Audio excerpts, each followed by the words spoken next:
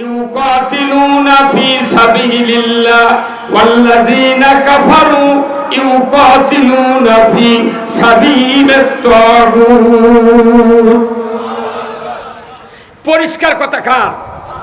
এই কথার ভেতর ভেজাল আছে?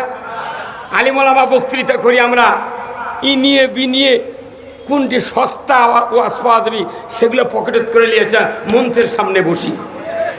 আল্লামা দেলোয়ার হোসেন সাঈদী যদি বাতিলের বিরুদ্ধে হুঙ্কার না দিতেন, ভারতবর্ষের ভেতরে সবচেয়ে বড় পীর হতেন উনি। ওনার বাবা ফুরফুরার আবু বকর সিদ্দিক রহমতুল্লাহ আলাইহির খলিফা ছিলেন।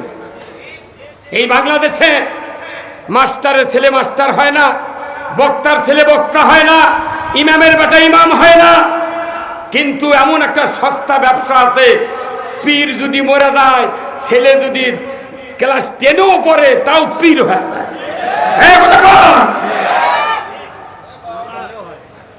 কথা কি এই কথা ঠিক কিনা?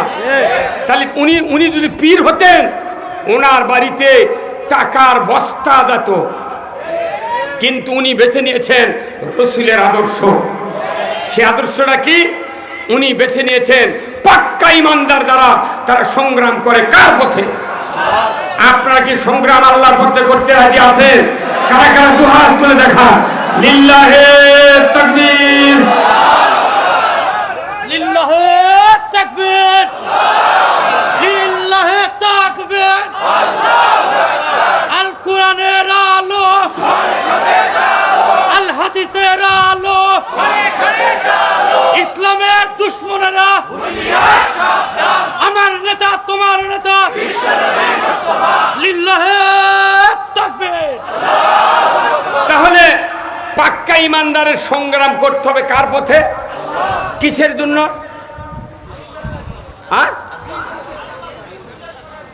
এই এক একজনের এক এক উত্তর হতে হবে এক। আমি কোরআন পড়ি, উদ্দেশ্য ইসলাম বিজয় করা। আমি তারাবি পড়ি, ইসলাম বিজয় করা। মাদ্রাসা করি, ইসলাম বিজয় করা। মসজিদ করি, ইসলাম বিজয় করা। আমি হজ করি, ইসলাম বিজয় করা। আমি ইসলামের যে কোনো কাজ করি, উদ্দেশ্য থাকতে হবে ইসলাম বিজয় করা। বাংলাদেশে প্রায় এই 54 বছরে 26 লক্ষের উপর হাজি আছেন, যারা হজ করেছেন। হাজি ক্যাম্পর থেকে তালবিয়া পাঠ করে মক্কা মদিনা ঘুরে আসেন। ফেরত আসা পর্যন্ত ওনারা বলেন ইন্নাল হামদা ওয়ান নিয়ামাতা লাকা ওয়াল মুলক লা শারিকা লাহ। নিশ্চয় সমস্ত প্রশংসা আপনার। কার? সবচেয়ে বড় নিয়ামত, যত নিয়ামত আল্লাহ আপনার আছে তার ভেতরে সবচেয়ে বড় নিয়ামত হলো আল্লাহ তোমার রাজত্ব। এই যতগুলা হাজি সাহেব আমার বাংলাদেশে আছে, ওই তালবিয়ার যদি অর্থ প্রত্যেকটা হাজির মুআল্লিম যদি বুঝে দিতেন, একটা মুআল্লিম বাংলাদেশে হাজি হতো না। হজটাই হলো বড় রাজনীতি, কথা ঠিক কিনা? তাহলে সবচেয়ে বড় নিয়ামত কি? আল্লাহর রাজত্ব। কি? আল্লাহর রাজত্ব। তাহলে আল্লাহর রাজত্ব করবনি। আল্লাহর রাজত্ব কি? কোরআন দিয়ে পৃথিবী, কোরআন দিয়ে কি চালাতে হবে? পৃথিবী। এখন এই পৃথিবী কোরআন দিয়ে চালাবেন, তাহলে এই আইনটা আপনি যদি কায়েম করতে না পারেন, আপনার ইসলামের নয় মুসলমানের চরিত্রের 16 আনায় ঘাটতি থাকে। তাই এই যে কত হুজুর বসে আছেন, আপনারা আছেন, অনেক মানুষ যা হুজুরের কাছে দোয়া চাচ্ছেন, আসসালামু আলাইকুম হুজুর ভালো আছেন, একটু দোয়া করবেন যাতে ইমানের মৃত্যু হয়। আচ্ছা, ইমানের মৃত্যুর জন্য দোয়া চাইলেন, এই দোয়া চাওয়া কি ঠিক হলো? এই কথা বল, এই দোয়া চাওয়া ঠিক হয়নি। আল্লাহর কথার সাথে আপনার কথার মিল হলো না। আল্লাহ নিজে বলছেন ইয়া আইয়ুহাল্লাযীনা আমানুত্তাকুল্লাহ হাক্কা তুকাতিহি ওয়া লা তামুতুন্না ইল্লা ওয়া আনতুম। যে তুমি মুসলমান হয়ে মরো, আর আমরা চাচ্ছি ইমানের মৃত্যু। কি আল্লাহর কথার সাথে মিলল? তাহলে মুসলমান হতে গেলে আপনাকে ইসলাম বিজয় করতে হবে, ইসলাম মানতে হবে। ইন্না দীনা ইনদাল্লাহিল ইসলাম। আল্লাহু আকবার। আমার দেশে দিন শব্দের অর্থ দিনই বাংলা করে না, দিন শব্দের অর্থ জীবন ব্যবস্থা।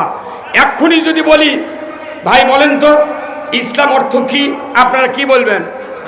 শান্তি না, এটা ব্রিটিশ গভর্নমেন্ট বলে গেছে ইসলাম মানে শান্তি। Islam is the complete code of life. মানবতার জন্য ব্যক্তি, পরিবার, সমাজ, রাষ্ট্র, অফিস, আদালত, কোর্ট কাছারি, অর্থনীতি, লেনদেন, ব্যবসা বাণিজ্য, সকল জীবন বিধান আল্লাহর পক্ষ থেকে যা এসেছে এর নাম হলো ইসলাম। আর এই ইসলাম যদি না মানা হয়, মানুষ মুসলমান হতে পারবে? তাহলে আপনি মৃত্যু ইমানের চালেন কে? এই হুজুর কথা বললেন কে?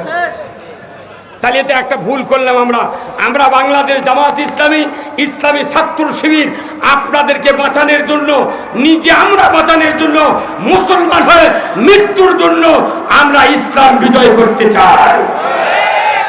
এখন যদি মনে করেন যে এটা রাজনৈতিক কারবার, তাহলে এটা তো কিরকম হয়? তাহলে যারা মসজিদে মসজিদে ইমামতি করতেছেন, আপনারা তো আরবি দিয়া হ্যাভি রাজনীতি করছেন। এই বাংলাদেশে ভোটের মধ্যে বলেছিল হ্যাভি ওয়েট প্রার্থী। কতক্ষণ হ্যাভি ওয়েট প্রার্থী মানে কি? আমরা যখন বক্তৃতা করেছি, নেতারা এসে বলছে আপনারা আমাকে বিপুল ভোটে বিজয়ী করেছেন। তখন মুখের দিক থেকে শরম লাগে আমার, একটা ভোট কেউ দেয়নি। মানে একটা ভোট কেউ দেয়নি, সেন্টারও দেয়নি, ব্যালট পেপার নিজেরাই ঢুকাছে, আশা করছে বিপুল ভোট। তার মানে এই জাতি একবারে পাগল বানাছে, এত আতঙ্ক সৃষ্টি করেছে যে ওর ক্ষেত্রে ভুল ধরা।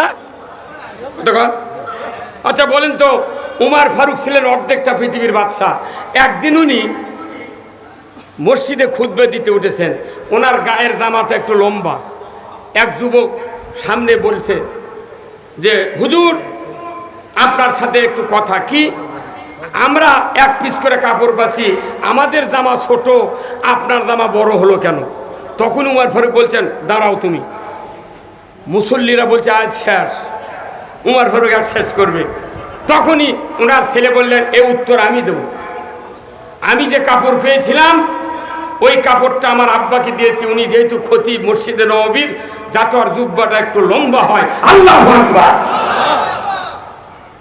তখন কি উমার ফারুক ওনার নামে মামলা দিছে? এই কথা কন। আরে মামলা যেটি দেওয়ার দরকার সেটি দিবার পারিস নি তোরা।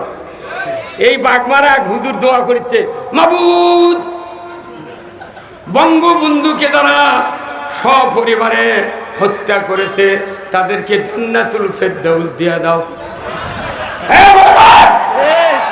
ওখানে মামলা দেওয়া লাগতো, ওখানে মামলা দেওয়া লাগতো। কথা ঠিক কিনা? শিক্ষা প্রতিমন্ত্রী রৌমারীর উনি মোনাজাত করেছেন যে বঙ্গবন্ধুকে জাহান্নামের উচ্চ মোকামে জায়গা, মামলা ওদের নামে করা উচিত ছিল। ওই রকম দোয়া যদি জামাত ইসলামীর কেউ করত, কোন মসজিদের ইমাম করত, ওরা তো তখনই পিঠে পেট ফেটে ফেলে দিত। তারপর আল্লাহর সহ্য হয় নাই, একটা আয়াত কোরআন শরীফ আছে সূরা আর রহমানের ভেতর, ইয়া মাশারাল জিন্নি ওয়াল ইনস ইন ইসতাতাতুম আন তানফুযু মিন আকতারিস সামাওয়াতি ওয়াল আরদ ফানফুযু লা তানফুযুনা ইল্লা বিসুলতান। আল্লাহু আকবার।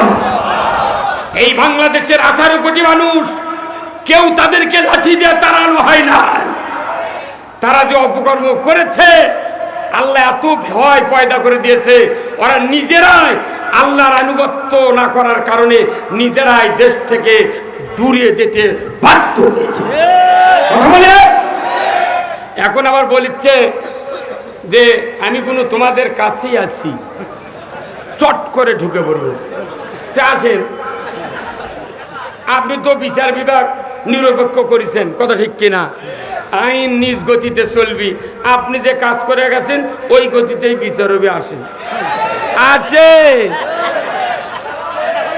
বাংলাদেশের 18 কোটি মানুষ জুতাটি অপেক্ষা করছে ধরে বলে দেখতে।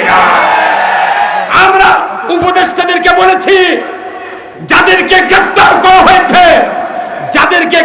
করা হয়েছে বিচারের পূর্ব মুহূর্ত পর্যন্ত ওই আইনাগরে ঢুকিয়ে আইনাগরের সাপ দেখানো হোক। কথা ঠিক কিনা? আমরা যে কষ্ট করেছি জেলের 21 দিন আমাকে সেলের ভেতরে রেখে এই আপনার শেরপুরের গাড়িদর সাত্তার চেয়ারম্যান আর তালোরার নজরুল চেয়ারম্যান এই দুই বাঘের চিপাত আমাকে শুয়ে থাকে। 200 পাওয়ারের বল বুকের উপর দিয়া বাহিরে সুইচ। কি অপরাধ করেছি কথা বল, কি অপরাধ করেছি আমরা?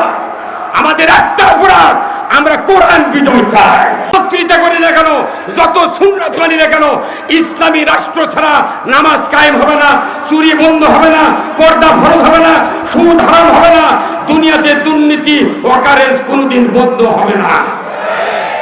আপনার ভাই ওয়েল্ডিং এর দোকান চেনেন? ওয়েল্ডিং, এইটা ঝালাই করে, দেখবেন কারেন্টের লাইন আছে মিটারের থেকে, একটা ঝালাইয়ের মেশিন আছে না, ওই ঝালাইয়ের মেশিনের একটা কানি দিয়ে তার ঢোকান আছে, ওই মেশিনের থেকে আরেকটা লাইন বার করে তারই মাথার একটা পাতি কিংবা রড প্যাঁচ দিয়ে রাখছে।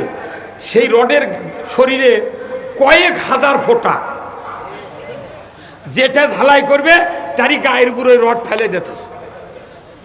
আচ্ছা, এখন আর একটা কারেন্টের লাইন নিয়ে দেখবেন একটা স্টিক আছে না, এইভাবে ওই স্টিক নিয়ে ঝালাই করা বাদ দিয়ে আগে ওই গ্রিল মিস্ত্রি করছে কি ওই রডের বুরিংয়ে 2-3টা ধাক্কা দিছে।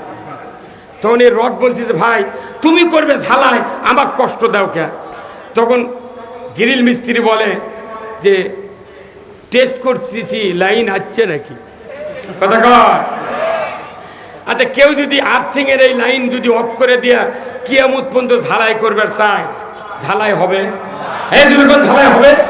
তা আমরা যারা বক্তৃতা করি, আল্লামা সাইদির থেকে শুরু করে আজকে 54 বছর ধরে যত আলেম ওলামা ইমামতি বক্তৃতা করতেছি, এই বক্তৃতাগুলো হলো ডাইরেক্ট পাওয়ার হাউসের কারেন্টের লাইন, কথা ঠিক কিনা? দেশে কারেন্টের লাইন, কিন্তু কারেন্টের লাইন দিয়ে তো কাজ হচ্ছে না। রাষ্ট্র শক্তি হলো আর্থিং এর লাইন, কথা কর। আমরা বলবো সুদ হারাম, রাষ্ট্র শক্তি সংসদে সুদ হারাম করবে। আমরা বলবো চুরি হারাম, চুরির হাত কাটো, ওনারা হাত কাটবেন। জেনা হারাম, সঙ্গে সার করো, কথা ঠিক কিনা? দুর্নীতি হবে, তাকে বিচার করো। গাঁজা খাবে, দুর্রা মারো, ইয়াবা খাবে, দুর্রা মারো। আজকে দেশে কোটি কোটি পুলিশ জেলখানায় পাহারা দেয়, অথচ জেলখানার ভেতর গাঁজা নিয়ে ধরা পড়েছে। এই বগুড়া প্রাণ কেন্দ্র লটারি চলে কি চলে না? কতক্ষণ জয়পুরহাট থেকে এসে মাথায় নষ্ট রাজ্জাক মামা, কতক্ষণ। আল্লাহ কোরআনে বলছেন ইন্নামাল খামরু ওয়াল মাইসিরু ওয়াল আনসাবু ওয়াল আজলামু রিজসুম মিন আমালিশ শায়াতিন ফাস্তানিবুহু লাআল্লাকুম তুফলিহুন। মদ, জুয়া, লটারি, মূর্তি পূজা এইগুলি শয়তানের কাজ, এইগুলি হারাম। যারা করবে না তারা সফল কাম, জোরে করে আল্লাহু আকবার। এইগুলি রাষ্ট্র শক্তি ছাড়া 99% নয়, 99.5% ইমান নিয়ে বাংলাদেশে বাঁচার উপায় না। অথচ মসজিদে খতিবরা আমরা বলি প্রতিদিন সানি খুতবা, আগামীকাল 1:15টার সময় খুতবা হবে, 1:15টায় খুতবা হবে। ওয়া সুলতানু জিল্লুল্লাহি ফিল আরদি মান আহনা সুলতানাল্লাহি ফিল আরদি আহনাহুল্লাহ। তামাম মসজিদের ইমামের কাছে আমার আহ্বান, এটা আল্লাহর রসুলের হাদিস, রাষ্ট্রনীতির হাদিস। রসুল বলছেন ন্যায়পরায়ণ শাসক আল্লাহর ছায়া সদৃশ্য। যে বা যাহারা ন্যায়পরায়ণ শাসক কায়েমের বিরোধিতা করবে তারা যেন আল্লাহর বিরোধিতা করলো, কথা ঠিক কিনা? আমরা সাবধান হয়ে যাই, নামাজ পড়ার পরে যেন আল্লাহর বিরোধিতা না হয়। আসুন আমি আপনাদেরকে খুব তাড়াহুড়া করে যে কথাগুলি বললাম, 1 নম্বর উদ্দেশ্য হলো বাংলাদেশের মাটিতে ইসলামী রাষ্ট্র কায়েম করতে কারা কারা চান দুহাত তুলে দেখা। লিল্লাহে তাকবীর, নারায়ে তাকবীর। আল কোরআনের আলো সংসদে জালো, লিল্লাহে তাকবীর। আলহামদুলিল্লাহ, আমি আপনাদের সামনে যে কথাগুলি বললাম, আল্লাহ তাআলা আমাদের সকলকে এই কথা বাস্তবে রূপ দিয়ে দেশে শান্তি কায়েমের একটা রাস্তা উৎপন্ন করার সুযোগ আল্লাহ তাআলা আমাদেরকে দিন। মহান আল্লাহর দরবারে শুকরিয়া আদায় করে দোয়া চেয়ে দোয়া করে আপনাদের কাছ থেকে বিদায় নিচ্ছি। ওয়া আখিরু দাওয়ানা আলহামদুলিল্লাহ।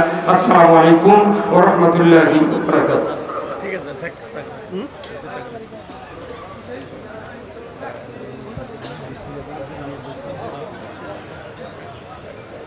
আলহামদুলিল্লাহ, আমরা অল্প সময়ের মধ্যে আমাদের জনপ্রিয় বক্তা, মাটি ও মানুষের বক্তা জনাব মাওলানা রুহুল আমিন যুক্তিবাদী সাহেবের কণ্ঠে চমৎকার আলোচনা শুনলাম।